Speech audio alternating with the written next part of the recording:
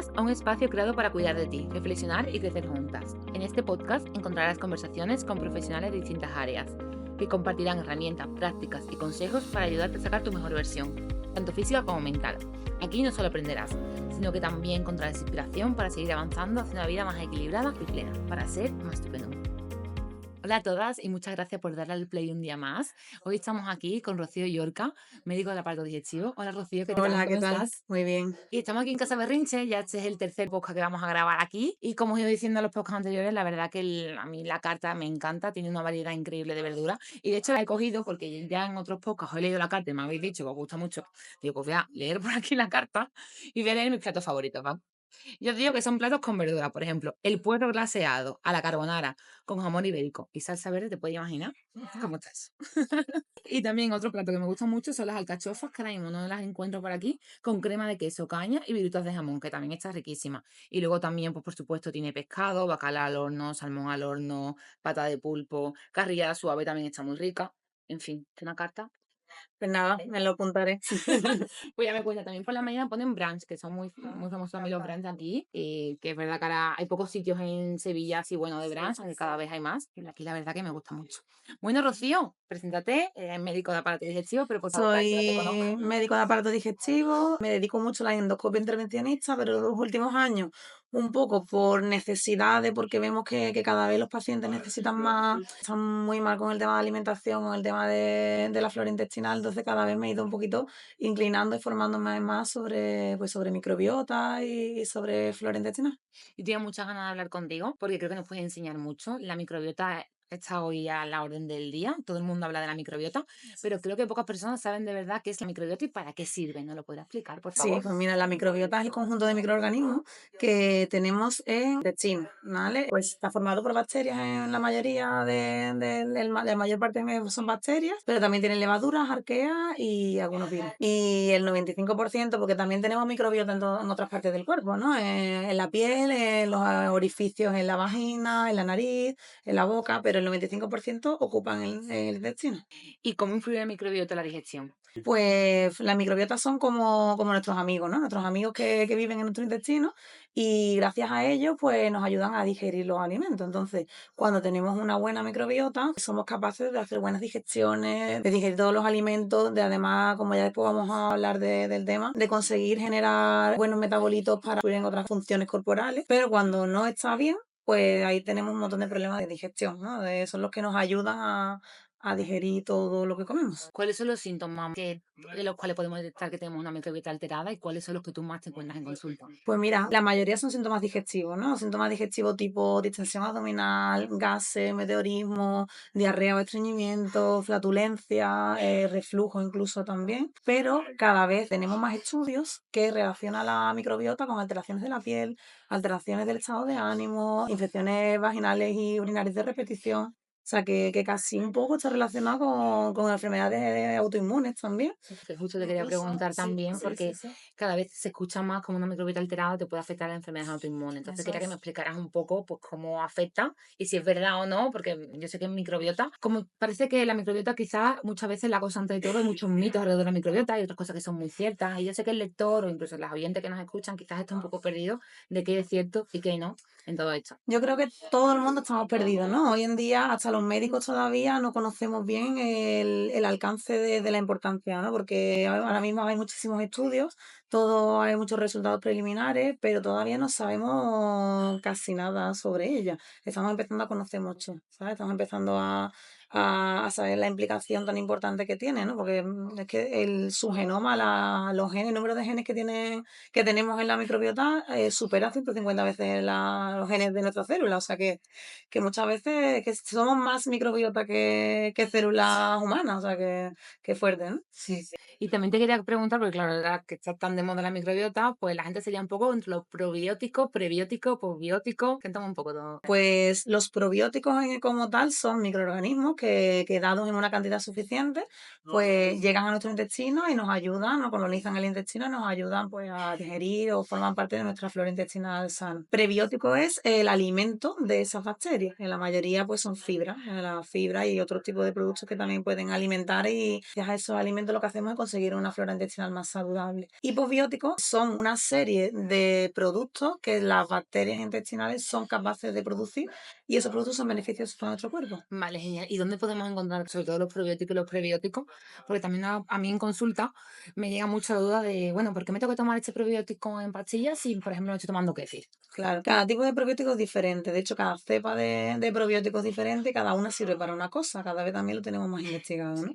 Entonces, pues, en los suplementos de farmacias de probióticos podemos encontrar muchos de ellos, pero en la alimentación, sobre todo, es súper rica en los alimentos fermentados. Por ejemplo, los lácteos tipo kéfir, los yogures que no estén pasteurizados, algunos tipos de quesos también. Y después el kimchi, el chucrut, los encurtidos, ¿vale? Estos también son ricos en probióticos. E incluso el chocolate negro también dicen que tienen probióticos, ¿vale? Y después los prebióticos sí son la mayoría de los alimentos con fibra, ¿vale? A mí me ha gustado mucho porque además es algo que yo menciono muchísimo también en consulta, que todas las cepas no son iguales.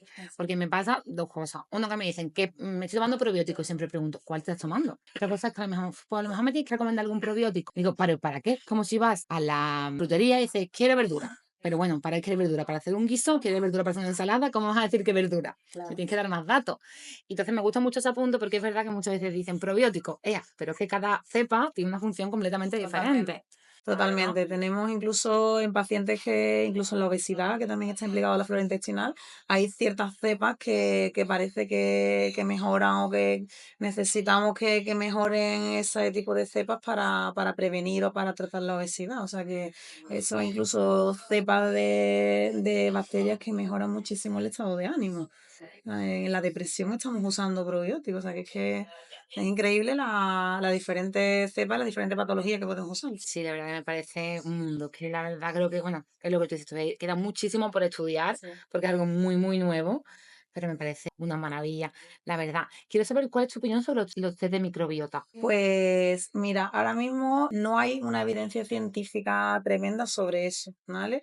Hay muchísimos estudios sobre los test de microbiota, pero yo, por ejemplo, ahora mismo en la consulta no lo estoy usando como tal. Vale. Sí que puede orientar muchas veces en pacientes, en cierto tipo de pacientes te puede ayudar un poquito, pero es verdad que ahora mismo en la consulta no lo estamos usando como tal porque yo en la consulta necesito que sea la mayor evidencia científica, ¿vale? Que no, Sí, entiendo. no intento no usar ese tipo de test todavía porque no hay una gran evidencia, no nos orientan a veces, pero otras veces nos despistan más que nos orientan. Sí. Aparte, pues bueno, económicamente Sí, también mucho son también bastante grande. caros y yo todavía no me siento segura con eso, ¿sabes? Creo que todavía necesitamos mucho más estudios. Sí, yo honestamente opino lo mismo que tú en ese sentido. También te quería preguntar, aunque cada vez las personas son más conscientes, pero creo que no del todo, ¿cómo un antibiótico te puede afectar a la microbiota? Pues nada, los antibióticos casi es el principal enemigo de la microbiota. Aparte de matar bacterias malas, ¿no? Que es lo que usamos los antibióticos para matar una infección o incluso el SIBO, ¿no? Que hace también es matar a todas las bacterias buenas que tenemos en nuestro intestino. Entonces nos dejan en defensa, ¿no? Como decimos. Entonces, la mayoría de los SIBO pues, pueden ser causas de un tratamiento antibiótico o tratamientos antibióticos de repetición. Ahora que mencionas el SIBO, quien no sepa lo que es, ¿podrías explicarlo, por favor? Es un sobrecrecimiento de bacterias en el intestino delgado, ¿vale? Es como un exceso de bacterias en el intestino delgado. Las bacterias normalmente tenemos menos bacterias en el intestino delgado, tenemos muchos en el colon es normal. Pero en el intestino delgado no debe de haber tantas. Cuando crecen ahí o cuando también se produce una disbiosis, o sea, un sobrecrecimiento de bacterias malas en vez de buenas, pues ahí podemos hablar de un SIBO, una disbiosis. Y ahora en redes sociales muchas veces parece que todo es SIBO, ¿no? Cuando, bueno, para mí ir a un profesional sería lo primero que tienen que hacer, si sospecha que tienen SIBO. Pero, ¿cuál es la sintomatología más frecuente de esta patología? Pues la sintomatología más frecuente, el problema del SIBO es que simula también muchas enfermedades, no tiene síntomas comunes tipo distensión abdominal, diarrea, estreñimiento, gases. Entonces, ese tipo de síntomas lo tienen muchos pacientes celíacos, pacientes con reflujo, pacientes con gastritis, Helicobacter pylori, o sea que hay muchas patologías que tienen en común esos síntomas. Entonces, muy importante ir a un profesional que te haga un buen estudio y que te excluya otro tipo de patología, incluso también con mucho más importancia, ¿no? Sí, Y si te la tienes, pues tratarla también de una forma también, pues, científica. también en consulta me pasa mucho que me llaman personas con sintomatología sin un diagnóstico. Y yo es que siempre lo digo, yo sin un diagnóstico no puedo trabajar. Porque me hace falta saber qué es lo que te pasa. Y siempre le digo primero al médico directivo porque de verdad, sin un diagnóstico es que puede ser tanto y los nutricionistas no diagnosticamos en ningún momento.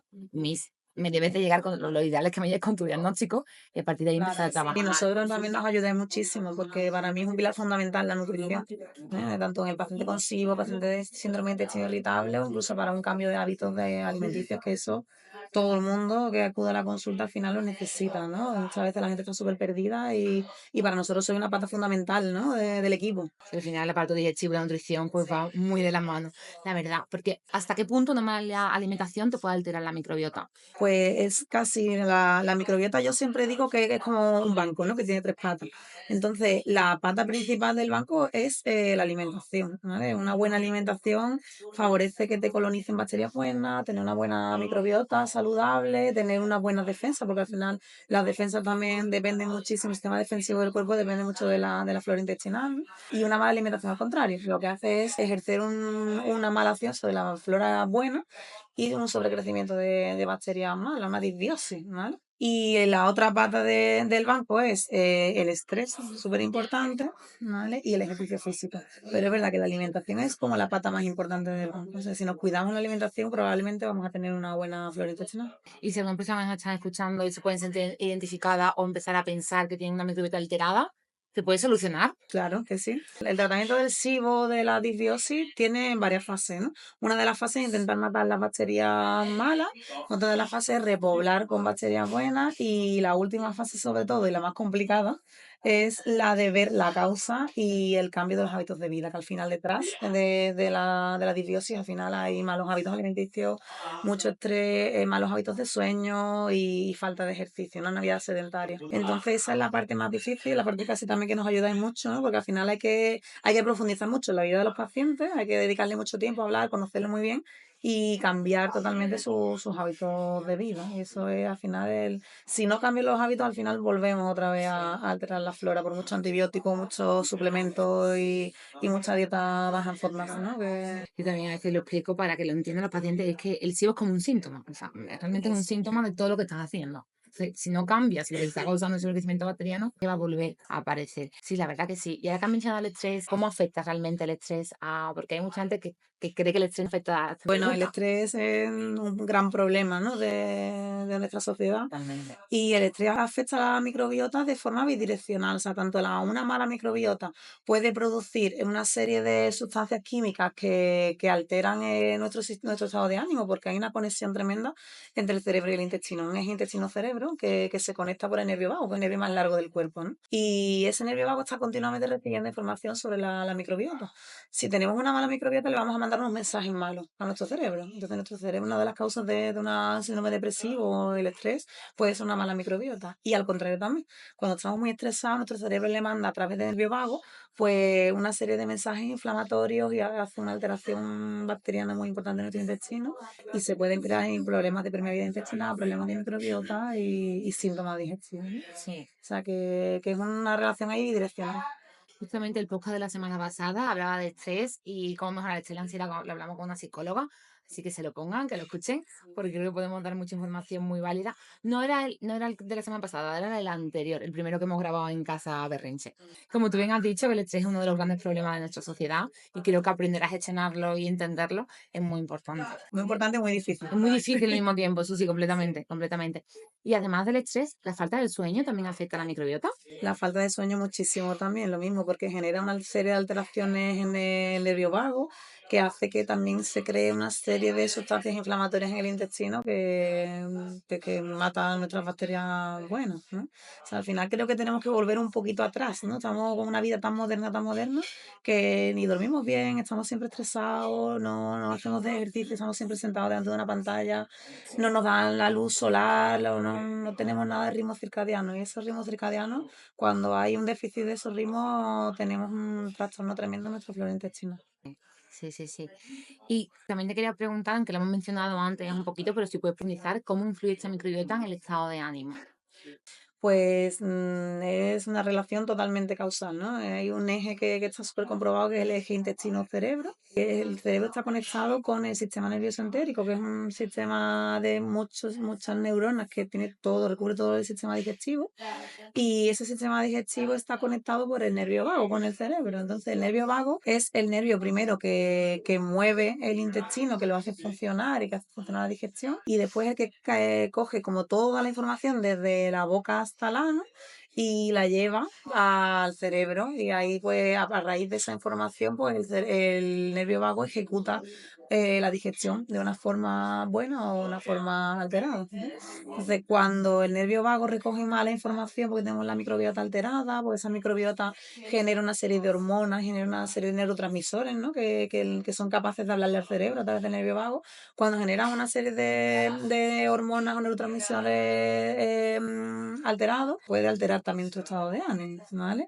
Y al contrario, ¿no? Al contrario, el cerebro también manda una serie también de neurotransmisores a través del nervio vago y hace que funcione bien o funcione mal nuestro intestino y se generan reacciones inflamatorias y se genera un aumento de la permeabilidad intestinal y al final una alteración de la flora. Yo creo que se está dando mucha importancia que además la microbiota somos más conscientes que tenemos que cuidarla y tenemos que cuidarla como tú indicas, como volviendo quizás un poco lo que hacíamos antiguamente, intentando comer alimentos más saludables, que nos dé el sol, reducir el estrés, y como tú has dicho, es muy complicado, porque es verdad que es muy complicado, pero cada vez somos más conscientes de que tenemos que cuidar esta microbiota y que existe y que nos influye en todo lo que estamos hablando, desde el sistema autoinmune, como hemos mencionado, hasta el estado de ánimo, incluso en el estrés también, este bidireccional que hemos mencionado, y que es tan importante pues empezar a cuidarla y empezar a cuidarnos, porque cuidando la microbiota nos cuidamos nosotros, a Totalmente. nosotros mismos. Rocío, me gusta siempre terminar poniendo un reto. A mí siempre me gusta hablar de un reto para que nuestros oyentes puedan hacerlo durante una semana.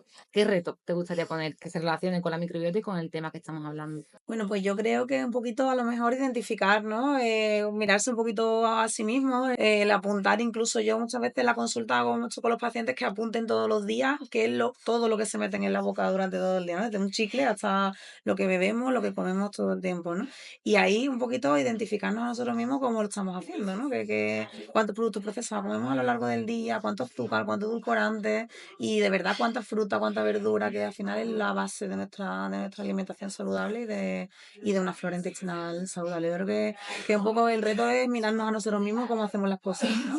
También es importante. Me parece un reto muy interesante que todo el mundo lo apunte. Y ahora que has hablado, yo normalmente termino con el reto, pero esta vez lo vamos a hacer un pelín diferente, porque me has mencionado los chicles, se me han venido a mí a la cabeza los edulcorantes, y me gustaría que explicaras cómo los edulcorantes sí que pueden alterar a la microbiota o no. Yo quiero que me des tu opinión, porque es verdad que ahora mucha gente está cambiando el azúcar por edulcorantes tipo mannitol, sorbitol, muchos polialcoholes. Me gustaría saber tu opinión y Pues ya es una causa totalmente de alteración de la flora intestinal, ¿no? Además, hoy en día hay miles de productos, tenemos un montón de opciones en el supermercado. Productos tipo, yo siempre le digo a los pacientes, todo lo que pone 0% es malo, ¿vale? ¿Por qué? Pues porque si lo lees al final tiene un montón de edulcorantes. Los edulcorantes al final están matando nuestra flora intestinal buena, ¿no? Y nos está cambiando por una flora mala. Aparte de que hay muchos estudios de que aumentan el riesgo cardiovascular, porque parecen que son agregantes plaquetarios y tienen como hay más riesgo de ictus y de infartos, ¿no? Parece que son estudios preliminares, pero parece que sí, que la cosa va también por ahí. Pero para mí es una causa súper importante. Yo lo hablo mucho en la consulta y a los pacientes siempre les digo que vayan a lo natural. Yogur natural, que no ponga nada 0%. Y si incluso necesitan un poquito de dulce, prefiero que puntualmente me tomen un poquito de azúcar a que me tomen edulcorantes, porque al final se va a resentir muchísimo más la microbiota con los edulcorantes. con el eritritol. El eritritol sí que parece que tiene relación con el aumento del riesgo cardiovascular, pero es verdad que parece que no se digiere mucho en el intestino delgado, ¿no? El intestino delgado parece que sí que no da tantos síntomas convulsivos. Puede ser un poquito más la excepción, pero el problema del eritritol es que tiene un sabor tan dulce que al final también le manda mensajes al cerebro erróneos, ¿no? Y también el tema de la recompensa, del ayudarte a distinguir un poquito la alimentación saludable, eso nos juega malas pasadas.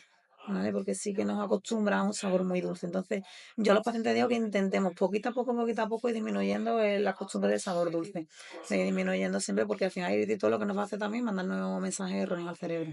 ¿Vale? Incluso en la obesidad tiene un montón también de implicaciones. Vale. Sí que es verdad que yo también muchas veces animo a que nos acostumbremos a los alimentos con un sabor real, sin alterar, porque que un plátano no te sepa dulce, a lo mejor porque te estás igual no es azúcar, pero a lo mejor hay un montón de edulcorante en tu día a día, y por Claro. eso ese plátano no te sabe dulce.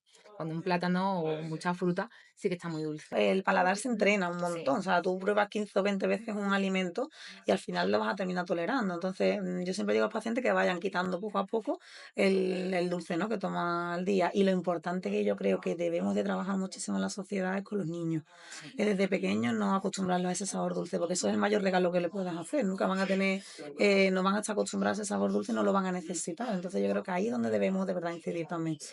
en la educación alimentaria infantil. Sí, cada vez creo que se está prestando más atención a la educación nutricional, que ha estado muy olvidado durante mucho tiempo, pero bueno, parece que estamos avanzando. Sí, sí, poquito a poco. A veces cuesta, ¿eh? A veces hasta en los coles incluso te miran un poco regular por ser cuidadosa con la alimentación de los niños, ¿sabes? Por no darle azúcares y tal. O sea, que a veces cuesta un poquito. Sí, sí, parece que poco a poco. Yo muchas veces también comento que quizás yo vivo como una burbuja, porque claro, al final por mi entorno saben que soy nutricionista y como muchas veces estoy un poco aislada de esa realidad más a pie de calle, que quizá como tú me acabas de comentar que los colegios y demás. Hombre, yo tengo dos niños muy pequeños y es verdad que me gusta mucho cuidar su alimentación. Intento, acostumbrarlos, ¿no? A no tomar azúcar. Tampoco hay que obsesionarse, o sea, también vivimos en una sociedad que, pues, después los cumpleaños, el día a día, pues, de vez en cuando pueden tomar ese tipo de alimentos, o sea, que también es malo prohibirlo totalmente. Pero bueno, que yo creo que al final el día a día es muy importante Sí, hacer una dieta saludable para los niños y eso, a veces cuesta porque la sociedad no está todavía muy formada sobre eso, sí, ¿sabes? sí, sí, sí. Pues Rocío, de verdad, muchísimas gracias por venir. El reto ya me lo has mencionado, así que nos ponemos en manos a la obra con el Venga, reto. gracias a ti por De invitarme. verdad, muchas gracias. A ti.